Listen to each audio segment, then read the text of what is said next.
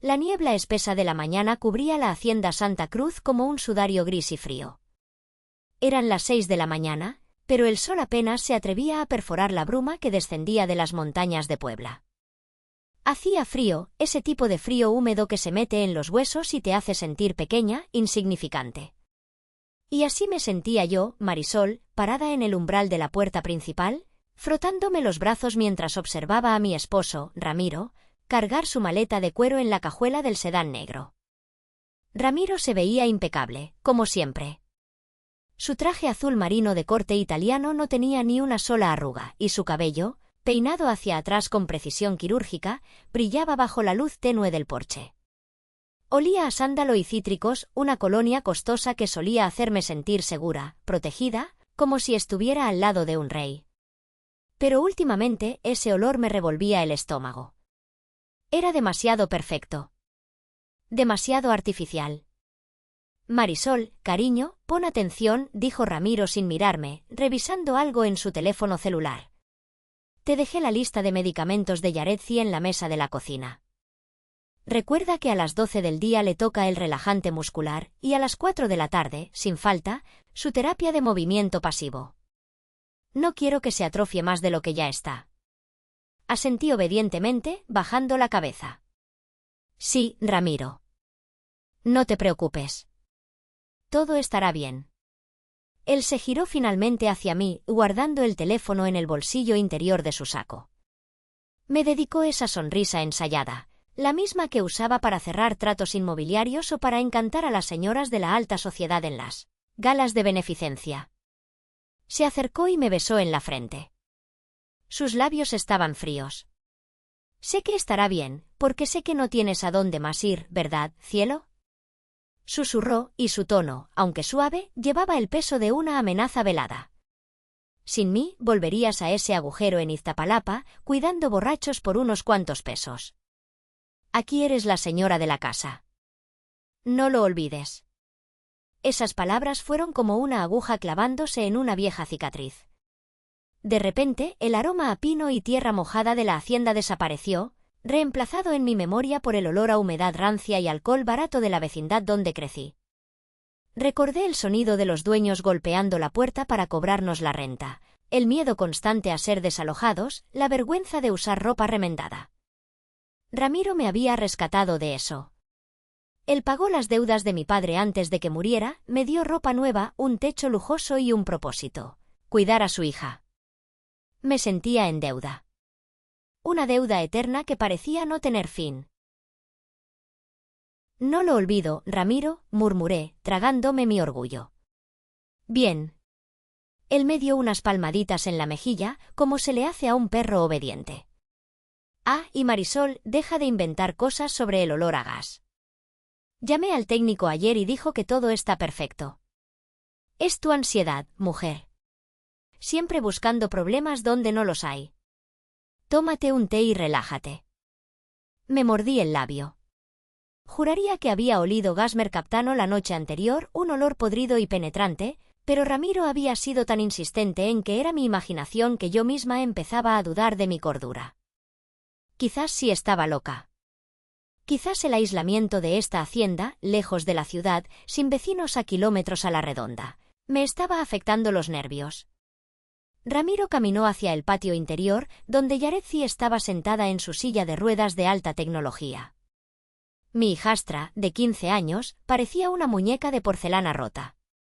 Su cabeza caía lánguidamente hacia el lado izquierdo, y un hilo de saliva se escapaba de la comisura de sus labios. Sus ojos, grandes y oscuros, miraban al vacío, perdidos en algún lugar donde nosotros no podíamos entrar. Desde el accidente de auto hace 4 años, donde murió su madre, Yaretsi no había pronunciado una palabra ni movido un dedo voluntariamente. Los médicos decían que era un daño neurológico irreversible. Un estado vegetativo persistente. Ramiro se inclinó sobre ella. No la abrazó. Solo le acomodó la manta sobre las piernas con un gesto rápido, casi de asco. «Pórtate bien, carga», le susurró al oído, tan bajo que pensé que lo había imaginado. «Papá va a hacer un viaje de negocios para asegurar nuestro futuro. O mejor dicho, mi futuro». Se enderezó, se sacudió una mota de polvo invisible de la manga y caminó hacia su auto sin mirar atrás. Regreso en 3 días. No salgan. No abran la puerta a nadie. El motor del sedán rugió, rompiendo el silencio de la mañana. Lo vi alejarse por el largo camino de grava, las llantas triturando las piedras con un sonido crujiente. Esperé a que el auto cruzara el portón principal a unos 100 metros de la casa. Vi cómo el vehículo se detenía. Ramiro bajó. Fruncí el ceño. El portón era automático. ¿Por qué se bajaba? Desde la ventana de la sala, entrecerré los ojos. Ramiro abrió la cajuela y sacó algo pesado. Era una cadena. Una gruesa cadena industrial de eslabones oxidados y un candado negro, enorme. Mi corazón dio un vuelco. Lo vi enrollar la cadena alrededor de los barrotes del portón y cerrarlo con fuerza. ¿Qué estás haciendo?, susurré, sintiendo un frío nuevo, diferente al del clima, reptando por mi espalda. ¿Por qué nos encierras? Él volvió al auto y aceleró, desapareciendo en la curva del camino boscoso. La luz roja de las calaveras del auto fue lo último que vi antes de que la niebla se lo tragara por completo. Estábamos solas. Encerradas. Y el silencio que siguió no fue de paz, sino el silencio que precede a una catástrofe. Regresé al interior de la casa, y el sonido de mis propios pasos sobre el mármol frío resonó como disparos en una catedral vacía. La hacienda Santa Cruz, con sus techos altos de vigas de madera y sus pasillos interminables adornados con cuadros de ancestros que no eran míos, nunca se había sentido tan grande. Y tan hostil. Caminé hacia el teléfono fijo que estaba sobre una mesita de caoba en el vestíbulo. Necesitaba llamar a mi hermana, solo para escuchar una voz familiar, para calmar esta inquietud que me oprimía el pecho. Levanté el auricular. Silencio. Ni siquiera el tono demarcado. Presioné el interruptor varias veces. Nada. Muerto. Seguro es la niebla, me dije a mí misma, intentando controlar el temblor en mis manos. Siempre falla la línea con la humedad. Saqué mi teléfono celular del bolsillo de mi delantal. Sin servicio. Por supuesto. Los muros de piedra de la hacienda eran tan gruesos que la señal apenas entraba, y el repetidor de wifi estaba en el despacho de Ramiro. Caminé hacia allá, pero la puerta estaba cerrada con llave. Ramiro nunca cerraba esa puerta. Cálmate, Marisol, me reprendí en voz alta. Mi voz sonó estridente. Solo son 3 días.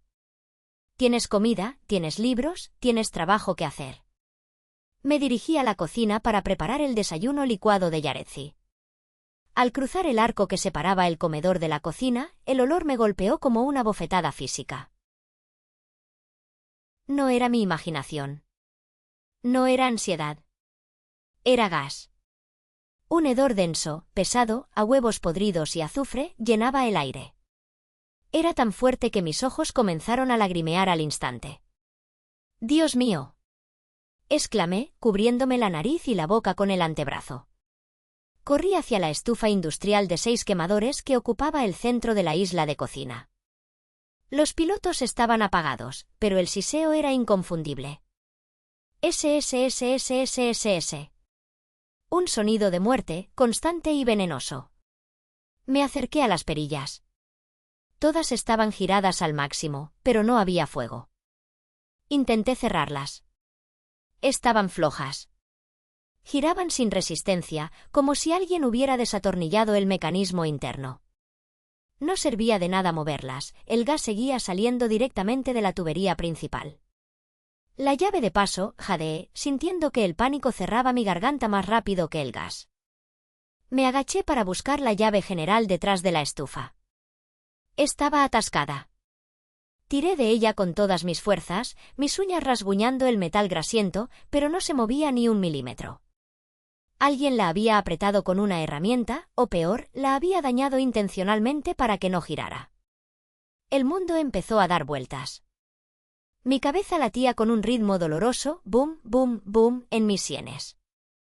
El gas mercaptano estaba desplazando el oxígeno rápidamente en la cocina cerrada. Ventilación. Grité, aunque mi voz salió como un graznido. Me tambaleé hacia la ventana que daba al jardín trasero. Intenté abrirla. Nada. Empujé más fuerte. Estaba atascada. Acerqué mi rostro al marco y vi algo brillante en las juntas. Pegamento. Pegamento industrial transparente. Alguien había sellado la ventana desde adentro. El terror, frío y absoluto, me inundó. Esto no era un accidente. La cadena en el portón. El teléfono muerto. Las perillas rotas. La ventana pegada. Ramiro. La comprensión me dobló las rodillas.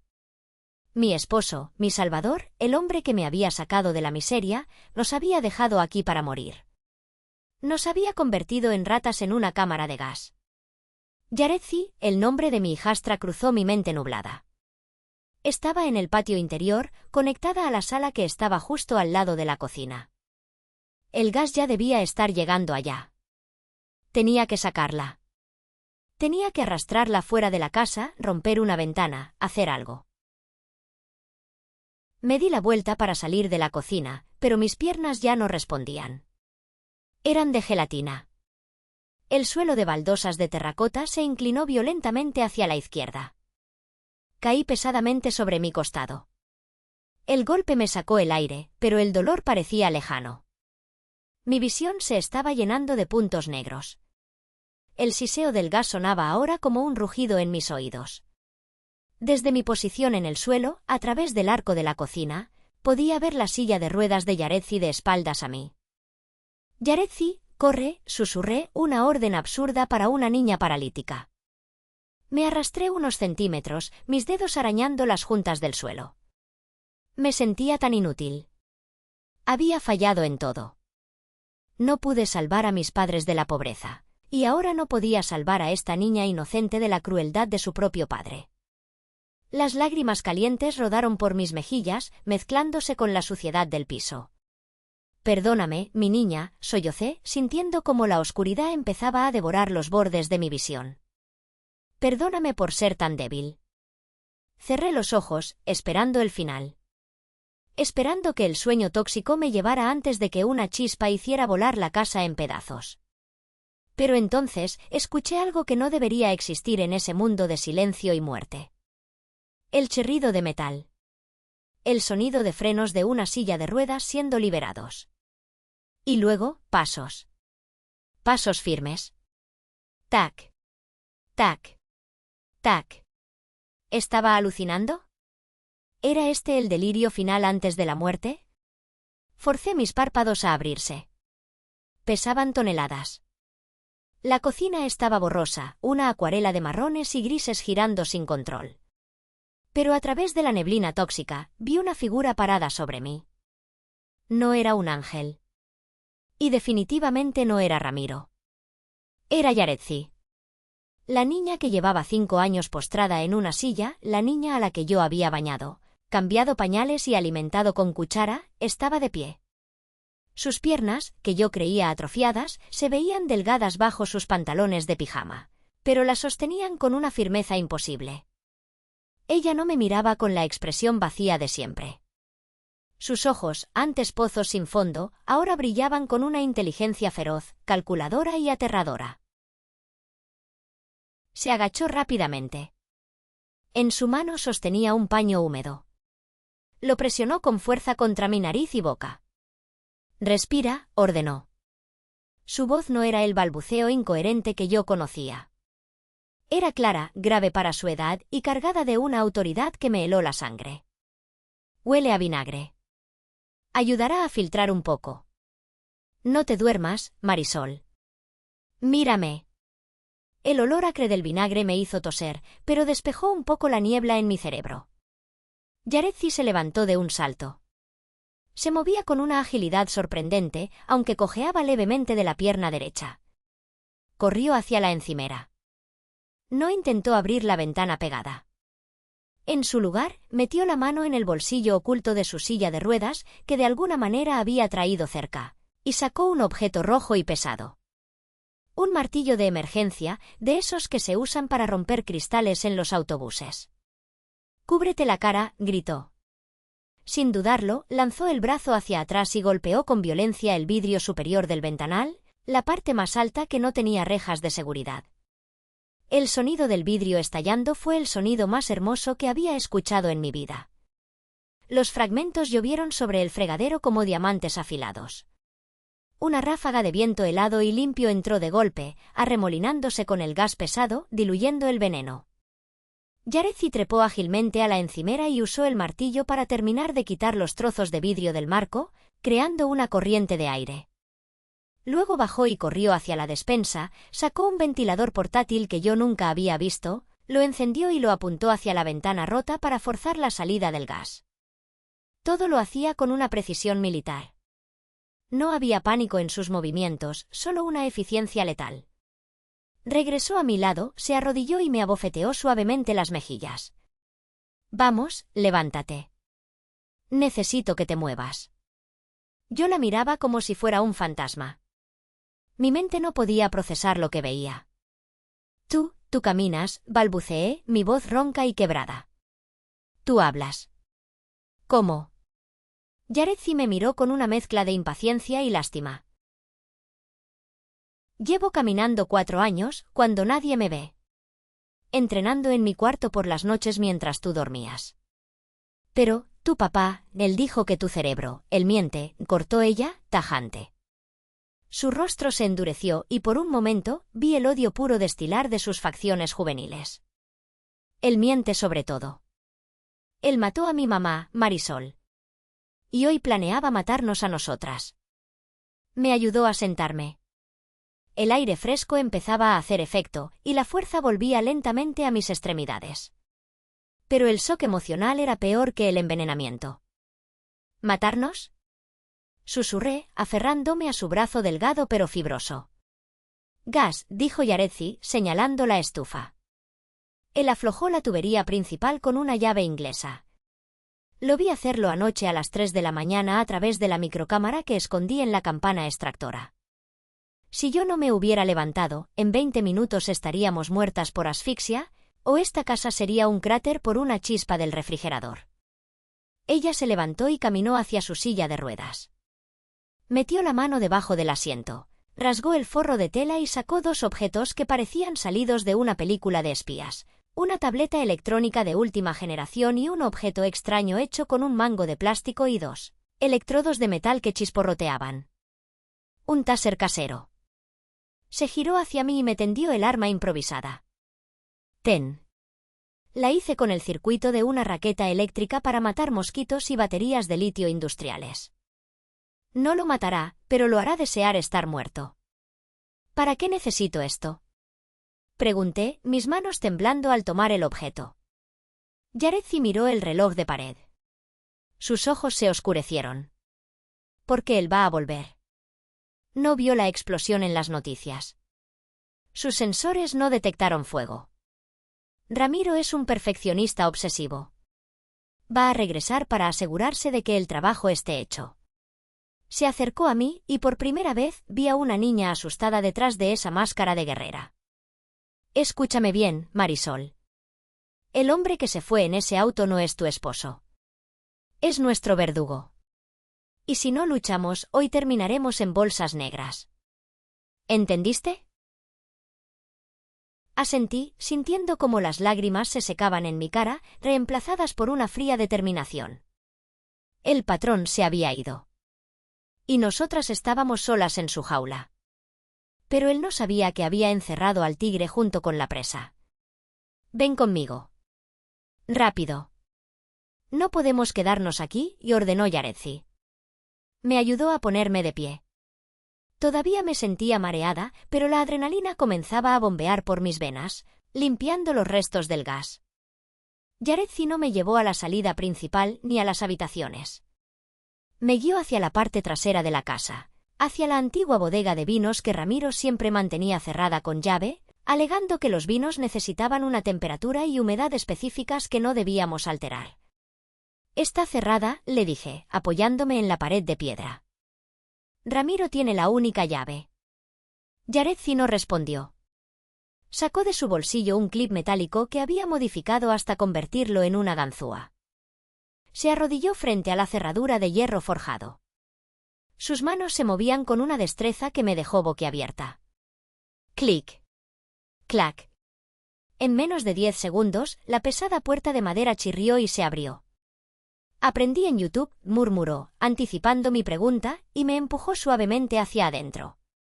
El aire dentro de la bodega era frío y olía a corcho viejo, pero estaba libre de gas. Yaretsi cerró la puerta tras nosotras y echó el cerrojo interior.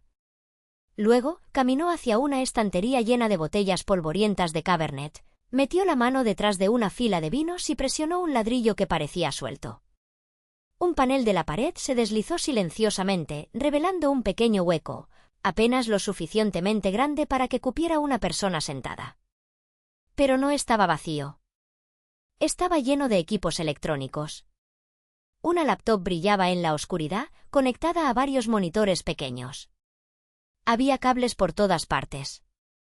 «Bienvenida a mi mundo», dijo Yaretsi, sentándose en un banco improvisado hecho de cajas de madera. «Aquí es donde he vivido realmente los últimos 2 años. Mientras tú me contabas cuentos infantiles arriba, yo estaba aquí abajo, construyendo esto». «¿Cómo?» Mi voz falló. «Aprovechaba tus siestas». «Y las de él», respondió ella, tecleando furiosamente en la laptop. «Pero no hay tiempo para explicaciones. Tienes que ver esto. Necesitas entender por qué tu Salvador es en realidad un monstruo». Yaretsi abrió un archivo de vídeo. La fecha en la esquina de la pantalla marcaba hacía 5 años. Recuperé esto de la nube personal de Ramiro. Él pensó que lo había borrado, pero es estúpido con la tecnología. Es la grabación de la cámara del tablero del auto, el día que mamá murió. Me acerqué a la pantalla, mi corazón latiendo desbocado. En el vídeo se veía la carretera sinuosa de las montañas. Se escuchaba la voz de Ramiro y la de una mujer, la madre de Yaretsi, discutiendo. «¿Me vas a firmar el traspaso de la hacienda, quieras o no, estúpida?», gritaba Ramiro en el vídeo. Su voz sonaba distorsionada por la ira. «Jamás. Es la herencia de mi hija». «Eres un parásito, Ramiro». «Solo quieres el dinero para tus deudas de juego», respondía ella. Luego, el vídeo mostraba algo que me hizo llevarme las manos a la boca para ahogar un grito. El auto se detuvo en el acotamiento. Ramiro sacó una jeringa de su bolsillo y con un movimiento rápido y brutal, se la clavó a su esposa en el cuello. Ella luchó unos segundos, luego se desplomó. En el asiento trasero se veía el rostro aterrorizado de una Yaretsi de 10 años, gritando, pero el vidrio insonorizado le impedía ser escuchada afuera. Ramiro puso el auto en marcha, lo dirigió hacia el precipicio, y saltó del vehículo en movimiento en el último segundo.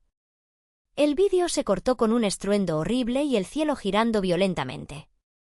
«Sobreviví de milagro», dijo Yaretsi en el presente, su voz carente de emoción, como si estuviera narrando la historia de alguien más. Tenía la columna fracturada y las piernas rotas. Pero sané. En el hospital lo escuché hablando con el doctor. Le preguntó si yo recordaría algo. El doctor dijo que el trauma podría causar amnesia. Así que decidí no recordar nada. Decidí no ser nadie. Me convertí en un vegetal. Porque si él sabía que yo recordaba, me mataría también. Me dejé caer al suelo, las lágrimas brotando de nuevo, pero esta vez no eran de miedo, sino de un dolor profundo y desgarrador. Había compartido mi cama, mi vida y mis esperanzas con un asesino. Un psicópata que había matado a su esposa y torturado psicológicamente a su propia hija durante años. «Soy una idiota», sollocé. Le agradecí por salvarme. Le lavé la ropa. «Lo amé, no eres idiota, Marisol», dijo Yaretsi, girándose para mirarme. Sus ojos se suavizaron por primera vez. «Eres una víctima. Igual que mamá. Él busca mujeres vulnerables, solas, sin familia que haga preguntas. Te eligió porque eras perfecta para ser mi enfermera gratis y su coartada. Miren qué buen hombre soy, me casé con una pobre huérfana y cuido a mi hija inválida. Es su disfraz. Yaretsi volvió a la pantalla. Pero el disfraz se le acabó. Mira esto. Abrió otro documento. Era un estado de cuenta bancario y un testamento escaneado. Mi abuela Eulalia no era tonta. Sabía que Ramiro era peligroso. Dejó la hacienda y una cuenta fiduciaria a mi nombre. 80 millones de pesos. Abrí los ojos desmesuradamente. 80 millones. Una cifra que no podía ni imaginar. Ramiro no puede tocar un centavo hasta que yo cumpla 18 años, explicó Yaretsi. A menos que yo muera antes. Si muero siendo menor de edad, él hereda todo como mi único pariente vivo. Por eso el gas, susurré, las piezas del rompecabezas encajando con un chasquido siniestro. Exacto. Tiene deudas con gente muy peligrosa en la Ciudad de México. Necesita esos 80 millones ya. Y te necesita muerta a ti para cobrar tu seguro de vida, 10 millones más, y para culparte de la negligencia, con el gas. 2 pájaros de un tiro. De repente, una alarma sonó en la laptop. Un pitido agudo y rítmico. Yaretsi tecleó rápidamente y una ventana emergente mostró un mapa GPS.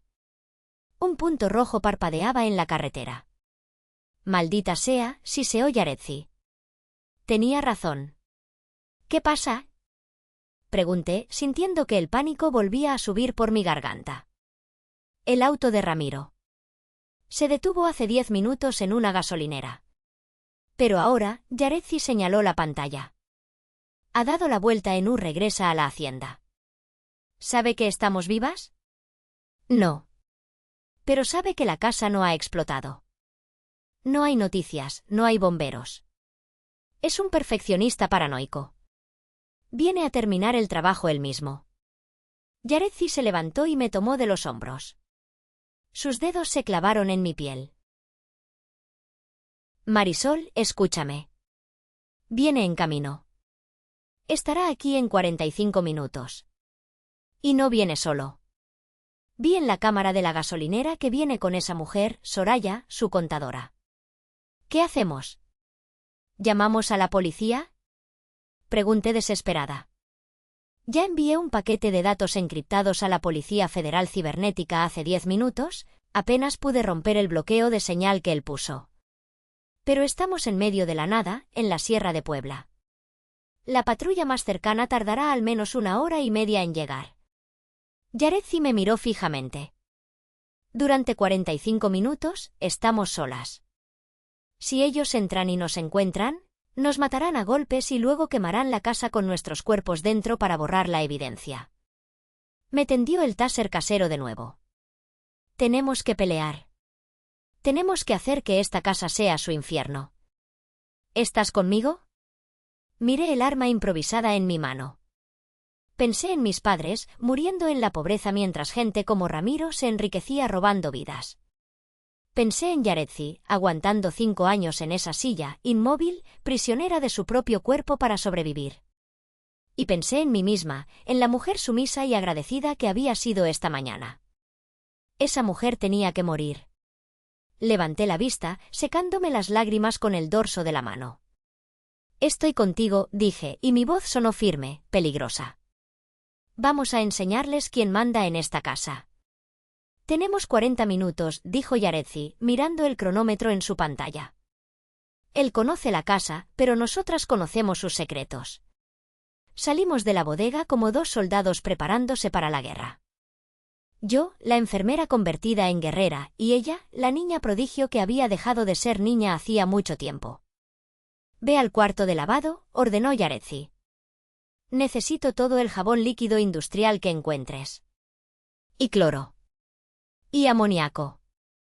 Pero no los mezcles todavía o nos mataremos nosotras mismas. Corrí hacia el lavadero. Mis manos, antes temblorosas, ahora se movían con un propósito febril. Agarré 2 galones de detergente para pisos, esos que son espesos y azules como gel. También tomé una caja de canicas de vidrio que Ramiro guardaba en un frasco decorativo en el pasillo. Siempre decía que eran arte y corrí de vuelta al vestíbulo principal. Yaretsi estaba en la escalera de mármol, esa escalera majestuosa de la que Ramiro estaba tan orgulloso. Estaba vertiendo aceite de cocina que había sacado de la despensa sobre los escalones. El mármol ya es resbaloso, dijo ella con una sonrisa torcida. Con esto será una pista de hielo mortal. Dame el jabón. Vaciamos los galones de jabón sobre el aceite, creando una mezcla viscosa y traicionera en los primeros 10 escalones. Era una trampa simple, casi de caricatura, pero en la oscuridad y con la confianza arrogante de Ramiro, sería devastadora. Ahora, el pasillo del segundo piso, dijo Yaredzi. Subimos con cuidado por el borde seco de la escalera. En el pasillo oscuro que llevaba a la habitación principal, esparcimos las canicas y rompimos varias botellas de vidrio vacías que sacamos del reciclaje, dejando fragmentos afilados mezclados con las esferas. Si logran subir las escaleras, esto los frenará, dijo Yaredzi. Luego, corrimos a la habitación principal. Yaredzi sacó un rollo de cable de cobre delgado de su mochila de herramientas. Ayúdame a pelar esto. Enredamos el cable alrededor de la manija metálica de la puerta del dormitorio. Luego, Yaredzi corrió el cable por el suelo hasta un enchufe cercano. No lo conectes todavía, advirtió. Solo cuando estemos seguras de que van a tocar esa puerta. Es corriente de 110 voltios. No los matará, pero les dará una sacudida que les entumecerá el brazo hasta el hombro. Finalmente, regresamos a la planta baja, cerca de la cocina. El olor a gas había disminuido gracias a la ventana rota, pero aún persistía un hedor leve. Yaredzi sacó su laptop y se conectó al sistema de sonido inteligente de la casa. Ramiro ama su tecnología, dijo ella, tecleando rápidamente. Instaló bocinas en cada habitación para escuchar su música clásica pretenciosa. Ahora van a tocar mi lista de reproducción. ¿Qué vas a poner? Pregunté. Yaredzi presionó una tecla y un sonido espeluznante llenó la sala. Era una grabación de ella misma, llorando y gimiendo, mezclada con audios de su madre muerta que había extraído de vídeos caseros antiguos. Ayúdame, Ramiro. Me duele. La voz de la madre resonó, fantasmal y distorsionada. Se me erizó la piel. Guerra psicológica, dijo Yaredzi fríamente. Es un supersticioso. Cree en fantasmas y maldiciones. Vamos a usar su miedo contra él. De repente, el teléfono de Yaredzi vibró. La alerta de proximidad. Ya están aquí, susurró. Miramos hacia la ventana de la sala. A través de las cortinas pesadas, vimos los faros de un auto acercándose por el camino de grava, cortando la niebla como cuchillos de luz. El motor se apagó. Se escucharon portazos. Yaredzi corrió hacia el panel eléctrico principal que estaba detrás de un cuadro en el pasillo. Ponte las gafas, me dijo, lanzándome unas gafas de visión nocturna toscas, con cables expuestos. ¿Qué? Me las puse torpemente. Las compré por piezas en internet y las armé. Se ven ridículas, pero funcionan. Yaredzi bajó la palanca principal del interruptor. La hacienda Santa Cruz se sumió en una oscuridad absoluta. Solo el tenue resplandor de la luna filtrándose por la niebla iluminaba fantasmalmente las ventanas. A través de mis gafas, el mundo se volvió verde y granulado, pero visible. El juego comienza, Marisol, susurró Yaredzi en la oscuridad. Recuerda, el objetivo no es matarlos rápido. Es hacerlos caer, gritar y confesar. El tiempo está de nuestro lado. La policía viene. Solo tenemos que sobrevivir 40 minutos más. Escuchamos el sonido de la llave en la cerradura de la puerta principal. La cadena chirrió al ser retirada. La puerta se abrió con un gemido de bisagras. ¿Por qué está todo tan oscuro? Escuché la voz chillona de una mujer. Soraya. Seguro saltaron los fusibles con el gas, respondió la voz de Ramiro, cargada de impaciencia y violencia. Mejor. Así no nos verán venir. Enciende la linterna del celular. Vamos a buscar los cuerpos. Me pegué a la pared, apretando el taser en mi mano sudorosa. Mi corazón latía tan fuerte que temía que ellos pudieran escucharlo en el silencio de la casa. Pero ya no era la esposa sumisa. Era una mujer acorralada defendiendo a su cría. Y Ramiro estaba a punto de descubrir que había cometido el peor error de su vida al volver. Gracias por acompañarnos hasta la parte más intensa de la historia. Si estás al borde del asiento con el plan de contraataque de madre e hija, dale un me gusta a este vídeo ahora mismo. No olvides suscribirte al canal para no perderte el final que merecen estos codiciosos. Y por favor, comenta abajo el nombre de la ciudad donde vives. Cada comentario tuyo ayuda a que este vídeo llegue a más personas. Muchas gracias. La puerta principal se cerró de golpe, retumbando en la oscuridad de la casa. A través de mis gafas de visión nocturna, vi dos figuras entrar al vestíbulo.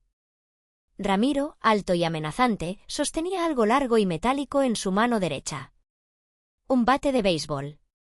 Soraya, su amante, venía detrás, iluminando el suelo con la linterna de su celular. Llevaba un abrigo de piel que parecía fuera de lugar en esta carnicería, y en su otra mano cargaba un bidón rojo. Gasolina. Huele a gas, pero no tanto como debería, comentó Soraya, arrugando la nariz. ¿Estás seguro de que abriste bien las llaves, inútil? Cállate. Gruñó Ramiro. Claro que las abrí. Esa estúpida de Marisol debió haber abierto una ventana antes de desmayarse. Típico de ella, arruinar mis planes hasta por accidente. Bueno, ¿y ahora qué? Preguntó ella, mirando nerviosa a la oscuridad. No me gusta esto, Ramiro. Se siente pesado. Como si alguien nos mirara. Nadie nos mira. Están muertas o inconscientes. Vamos arriba. Quiero asegurarme. Si siguen respirando, les aplastaré el cráneo y luego rociaremos la gasolina. Diremos que unos ladrones entraron, las mataron y prendieron fuego. Es incluso más creíble. Ramiro avanzó hacia la escalera principal, con Soraya pisándole los talones. Yo estaba escondida detrás de una columna de piedra, a solo 5 metros de ellos. Mi respiración era superficial. Podía ver el perfil de Ramiro, esa mandíbula cuadrada que alguna vez amé, ahora tensa por la sed de sangre. Sube tú primero, alumbra el camino, ordenó Ramiro, empujando a Soraya hacia los escalones. ¡Qué caballero! Soraya refunfuñó y dio el primer paso. Sus tacones de aguja resonaron en el mármol. ¡Clac! Dio el segundo paso. ¡Clac! Entonces, sucedió. Al pisar el tercer escalón, su tacón aterrizó justo en el charco de jabón industrial y aceite que habíamos preparado. ¡Ay! Gritó Soraya. Sus pies salieron disparados hacia arriba como en una caricatura macabra. Perdió el equilibrio instantáneamente. Su cuerpo se arqueó en el aire, el celular salió volando de su mano, girando como un faro loco en la oscuridad. Soraya cayó de espaldas, golpeándose brutalmente contra los escalones de piedra mientras se deslizaba hacia abajo. El bidón de gasolina que traía se le escapó de las manos, rodando ruidosamente por el suelo, pero afortunadamente estaba bien cerrado y no se derramó. Ella aterrizó al pie de la escalera con un gemido sordo, su pierna izquierda doblada en un ángulo antinatural. «Mi pierna. Ramiro, mi pierna. Creo que se rompió», chilló, su voz llena de dolor y pánico. Ramiro, que se había quedado un paso atrás, la miró con furia, iluminándola con su propio celular. «¡Imbécil! ¿No puedes ni subir una escalera?», le gritó, sin hacer el menor intento de ayudarla. «Está resbaloso. Hay algo en el suelo». Lloraba ella, intentando arrastrarse, pero el dolor la hacía gritar más fuerte. «Cállate o te callo yo», siseó él, levantando el bate. En ese momento, Yaretsi ejecutó la siguiente fase del plan. Desde las bocinas ocultas en el techo del vestíbulo, el audio comenzó a sonar a todo volumen. «Ramiro, ¿por qué?», y la voz de la madre de Yaretsi, lúgubre y llena de estática, llenó el aire. Ramiro se congeló. Su rostro, iluminado desde abajo por la luz del celular, se puso blanco como el papel. «¿Qué demonios?», susurró, girando sobre sus talones, apuntando la luz hacia la nada. «Me duele, Ramiro, el veneno quema, es una grabación», gritó Soraya desde el suelo, aunque ella también temblaba. «Alguien está poniendo una grabación». Salgan, rugió Ramiro, recuperando su furia para cubrir su miedo. Sé que estás ahí, Marisol. Sal de una vez, maldita sirvienta. Nadie respondió. Solo el eco de la voz fantasmagórica rebotando en las paredes de piedra. Ramiro, decidido y furioso, ignoró a su amante herida en el suelo. Se agarró de la barandilla, que habíamos olvidado engrasar, maldición, y comenzó a subir las escaleras con cuidado, evitando el centro de los escalones. Voy por ustedes, gruñó. Y cuando las encuentre, van a desear haberse muerto con el gas. Lo vi subir. Sabía que se dirigía a la habitación principal, donde creía que estaríamos escondidas. Yaretsi estaba en el segundo piso, esperándolo. Yo tenía que moverme. Tenía que asegurar a Soraya y luego subir a ayudar a mi hija. Salí de mi escondite en silencio, acercándome a Soraya que yacía gimiendo en el suelo. Ella levantó la vista y me vio. O mejor dicho, vio una figura oscura con ojos verdes brillantes, las gafas nocturnas, acercándose a ella. Abrió la boca para gritar, pero fui más rápida. Le rocié el spray de pimienta casero, hecho con chiles habaneros concentrados y alcohol, directamente en la cara. ¡Ah! Su grito fue ahogado por sus propias toses y arcadas. Se llevó las manos a los ojos, retorciéndose. Le quité el celular que había caído cerca y lo lancé lejos. Luego, tomé el bidón de gasolina y lo escondí detrás de un mueble. Soraya estaba fuera de combate. Ahora, el verdadero monstruo estaba arriba. Subí las escaleras de servicio, las que usaba el personal y que Ramiro, en su arrogancia, probablemente había olvidado que existían. Llegué al pasillo del segundo piso justo a tiempo para ver la luz de la linterna de Ramiro bailando al final del corredor principal. Caminaba despacio, bate en mano. Yaretsi, llamó él, con una voz melosa que me revolvió el estómago. Hijita. Papá está aquí. ¿Dónde estás, vegetal inútil? Llegó a la zona donde habíamos esparcido las canicas y los vidrios rotos.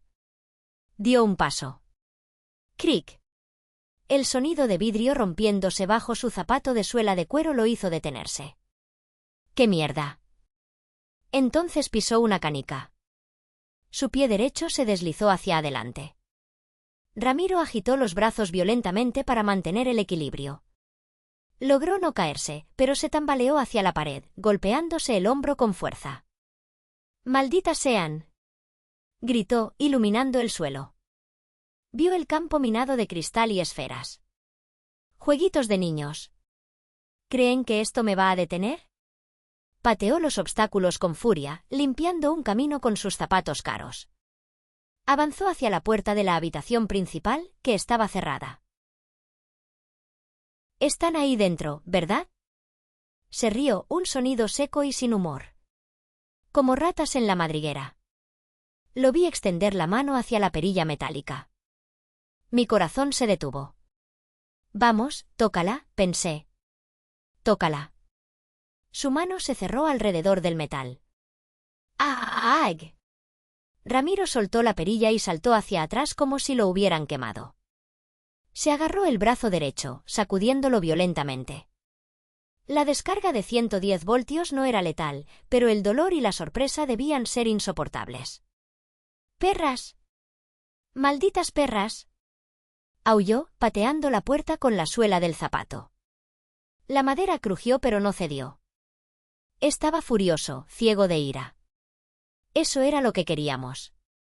Un hombre enojado comete errores. Un hombre calculador, no. Voy a tirar esta puerta y las voy a matar con mis propias manos. Gritó, retrocediendo para tomar impulso. En ese momento, Yaretsi hizo su movimiento. La puerta de la habitación de invitados, que estaba justo detrás de Ramiro, se abrió silenciosamente. Yaretsi estaba allí, de pie, sosteniendo una ballesta deportiva pequeña.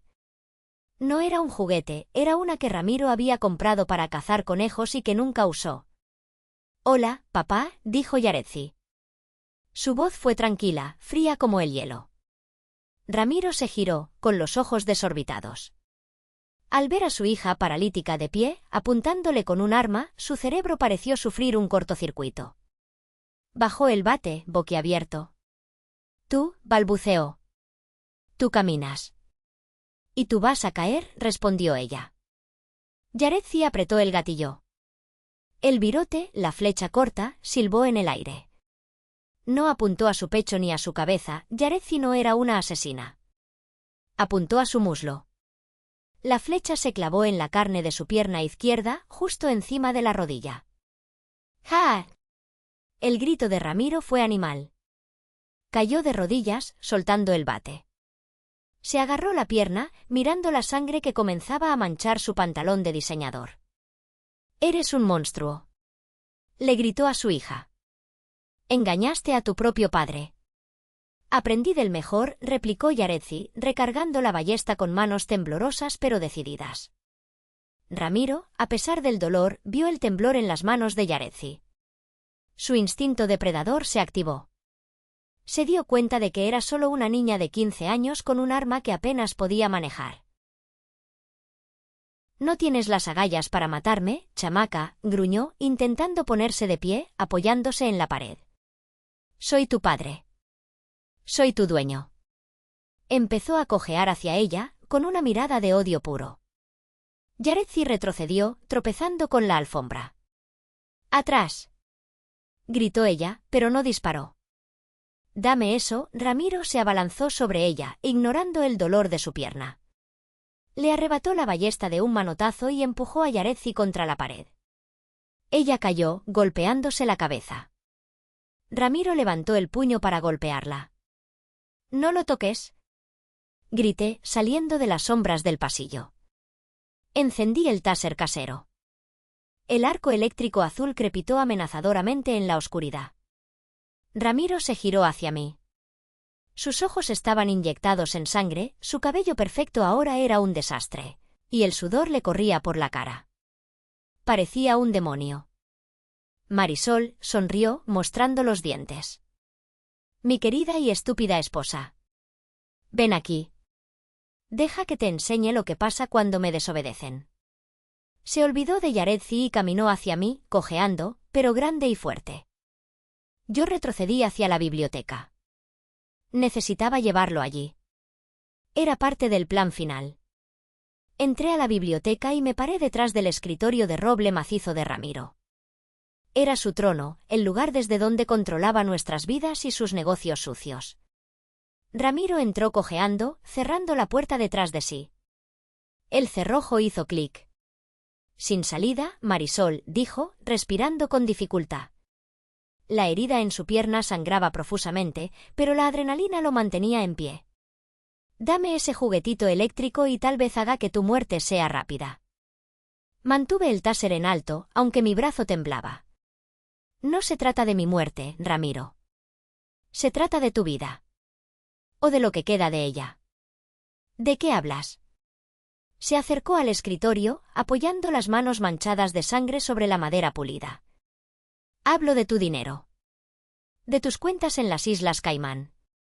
De tus deudas con el ruso». Ramiro se detuvo en seco. Su expresión cambió de furia a confusión y luego a terror genuino. «¿Cómo sabes eso?», susurró.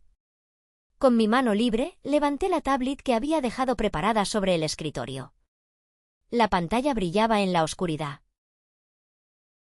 «Yaretsi no solo aprendió a caminar», dije, sintiendo una oleada de poder. «Aprendió a hackear.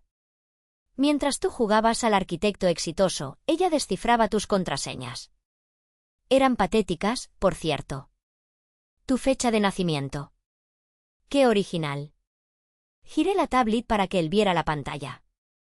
Mostraba su cuenta principal en el banco offshore. El saldo parpadeaba en rojo, $0. «¿Qué hiciste?». Su voz fue apenas un hilo de voz. «¿Qué hiciste con mi dinero?». «Lo doné», dije con una sonrisa fría. «A una red de refugios para mujeres maltratadas y huérfanos. 80 millones de pesos, más lo que tenías escondido. Todo se fue. Las transferencias son irreversibles». «¿Mientes?», gritó, golpeando el escritorio. «Eso es imposible.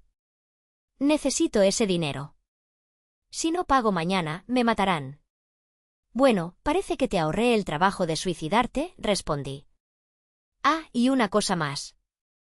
Envié tus libros de contabilidad reales, los que escondes en la caja fuerte falsa, al SAT y a la Unidad de Inteligencia Financiera. Para cuando salgas de esta casa, si es que sales, tendrás a medio gobierno federal esperándote. Ramiro se quedó inmóvil. Vi cómo su mundo se desmoronaba en sus ojos. Para un hombre como él, perder el dinero y el estatus era peor que la muerte física. Era la castración total de su ego. Me arruinaste, murmuró, con la mirada perdida. Me quitaste todo. Tú nos quitaste todo primero, dije. La vida de tu esposa. La infancia de tu hija. Mi dignidad. Estamos a mano. Entonces, la desesperación de Ramiro se convirtió en locura. Un grito gutural escapó de su garganta. Ya no le importaba el dinero, ni la cárcel. Solo quería destruir lo que tenía enfrente. «Te voy a matar», rugió, saltando sobre el escritorio. Me tomó por sorpresa. No pensé que tuviera la fuerza para saltar con la pierna herida. Me agarró del cabello y me estrelló contra la estantería de libros. El taser salió volando de mi mano. «¡Muere!», gritó, apretando sus manos alrededor de mi cuello. Sentí sus pulgares clavándose en mi tráquea. El aire se cortó. Vi su rostro deformado por el odio a centímetros del mío, salpicándome de saliva y sangre. Intenté arañarle la cara, patearlo, pero era demasiado pesado. Mi visión empezó a llenarse de puntos negros de nuevo, como con el gas. No así, pensé.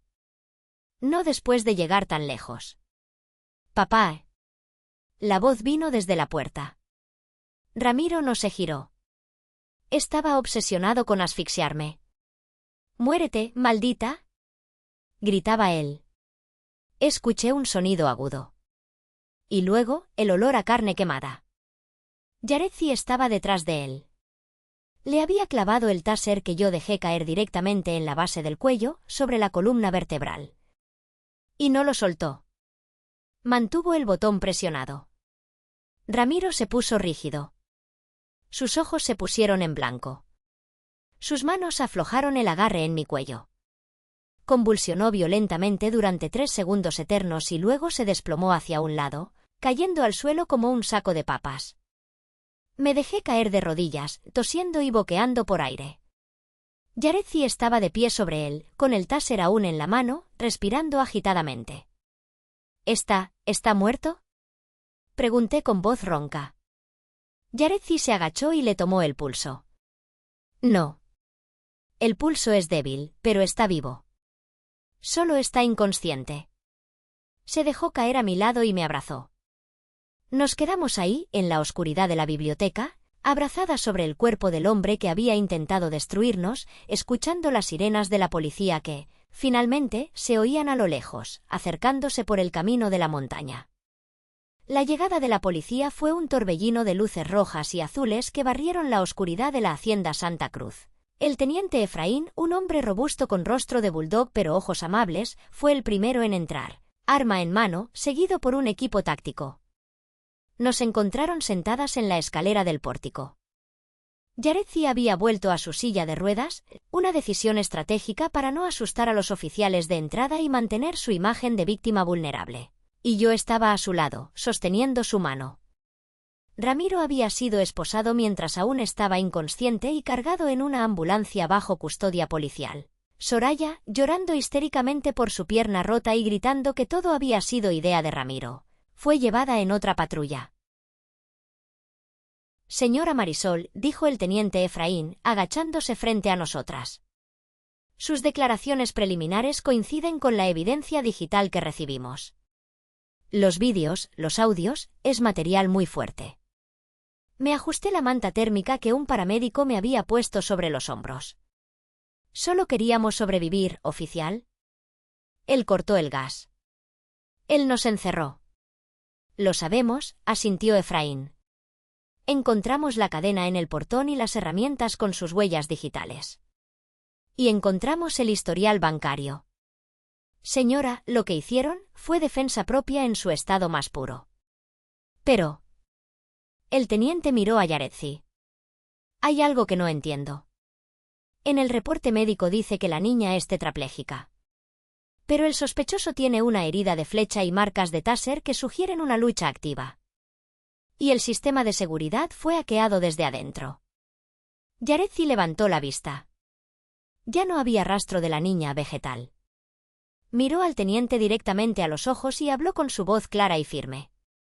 El miedo es un poderoso estimulante, teniente. A veces hace milagros. O quizás simplemente dejé de fingir. El teniente se quedó callado un momento, procesando la información.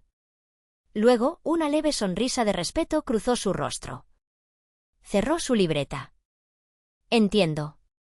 Bueno, el milagro será un detalle interesante para el juicio. Por ahora, vamos a llevarlas al hospital para un chequeo. Esta casa es una escena del crimen. Mientras nos escoltaban hacia la ambulancia, miré hacia atrás, a la imponente fachada de la hacienda. Ya no parecía una prisión. Parecía un castillo que acabábamos de conquistar. Los días siguientes fueron una neblina de declaraciones, abogados y médicos. La historia se filtró a la prensa. El milagro de Santa Cruz, lo llamaron. La niña paralítica que se levantó para salvar a su madrastra de un padre asesino. Nos convertimos en heroínas nacionales. Pero la fama no nos importaba. Lo único que importaba era que él ya no estaba. 6 meses. 180 días desde esa noche de niebla y gas. Estaba sentada en el jardín trasero de la hacienda, que ahora lucía muy diferente. Las rejas de las ventanas habían sido retiradas. Las paredes oscuras habían sido pintadas de un color crema cálido. El aire olía a lavanda y jazmín, no a miedo. Marisol. Mira esto. Levanté la vista de mi libro. Yaretsi estaba cruzando el césped. No corría, todavía usaba un bastón canadiense y tenía una leve cojera, secuela de sus fracturas mal curadas y la atrofia muscular, pero caminaba. Caminaba erguida, bajo el sol, con una sonrisa que iluminaba su rostro. Increíble. Aplaudí, dejando el libro. Tu terapeuta va a estar orgulloso. Yaretsi llegó hasta mí y se sentó en la banca de hierro forjado. Tengo noticias, dijo, sacando un sobre oficial. Llegó la sentencia final. Sentí un nudo en el estómago. A pesar de todo, el nombre de Ramiro todavía tenía el poder de causarme ansiedad. ¿Y bien? Culpable de todo, leyó Yaretsi. Intento de feminicidio, fraude fiscal, lavado de dinero y homicidio en primer grado por la muerte de mi madre, gracias al vídeo. Le dieron 40 años sin posibilidad de libertad condicional. Suspiré, sintiendo como un peso enorme se levantaba de mis hombros. Se acabó. Realmente se acabó. Hay más, dijo Yaretsi con una mueca de satisfacción maliciosa. El ruso, su prestamista, parece que tiene amigos dentro del reclusorio norte. Ramiro tuvo un accidente en las duchas ayer. No murió, pero digamos que ahora él es el que necesitará una silla de ruedas permanente. Fractura de columna lumbar. Me llevé la mano a la boca. La ironía era tan perfecta, tan brutal, que parecía escrita por un guionista sádico. El hombre que fingió la parálisis de su hija para robarle, ahora estaba condenado a vivir en esa misma inmovilidad, en una celda de concreto, sin dinero y sin poder. El karma, murmuré. Nunca pierde una dirección. Y Soraya le dieron 10 años por complicidad, añadió Yaretsi. Pero cantó como un canario para reducir su sentencia. Yaretsi tomó mi mano. Su agarre era fuerte. Lo logramos, mamá. Mis ojos se llenaron de lágrimas. Era la primera vez que me llamaba así sin ironía, sin actuar. Sí, hija. Lo logramos.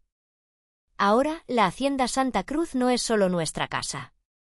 Es un centro de rehabilitación que fundamos con el dinero recuperado. Los 80 millones regresaron a nosotros legalmente después del juicio.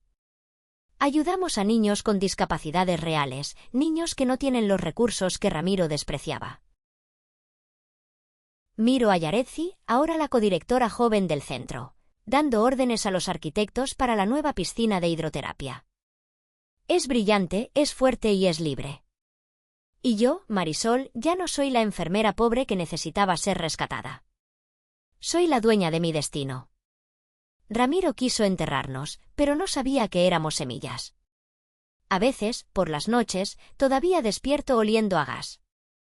Me levanto, reviso la estufa 3 veces y luego voy a la habitación de Yaretsi para verla dormir. La veo respirar y recuerdo lo frágil que es la línea entre ser una víctima y ser una sobreviviente. Aprendí una lección brutal sobre la confianza. Creí que el amor era gratitud, que debía soportar cualquier cosa porque alguien me había salvado de la pobreza. Pero el verdadero salvador no es quien te pone en una jaula de oro, sino quien te ayuda a romper los barrotes. Ramiro creyó que el dinero y el miedo eran las fuerzas más poderosas del mundo. Se equivocó. La fuerza más poderosa es la voluntad de una madre, biológica o no, defendiendo a su hijo. El mal puede ganar batallas, puede comprar silencios y cerrar puertas con cadenas, pero al final, siempre se destruye a sí mismo con su propia arrogancia. Él creó al enemigo que lo destruyó. Y ahora, mirando hacia atrás, con la carta de Ramiro que llegó ayer desde la cárcel pidiendo perdón y un poco de dinero para la cantina, la cual quemé en la chimenea sin abrir, me pregunto, ¿fui demasiado cruel al dejar que perdiera todo, incluso sus piernas, o creen que la justicia divina simplemente usó mis manos para equilibrar la balanza? ¿Qué hubieran hecho ustedes en mi lugar? Gracias por ver esta historia. Si te emocionaste con la venganza de Marisol y Yaretsi, por favor dale like al vídeo y suscríbete al canal para más historias increíbles. No olvides activar la campanita. ¡Hasta la próxima!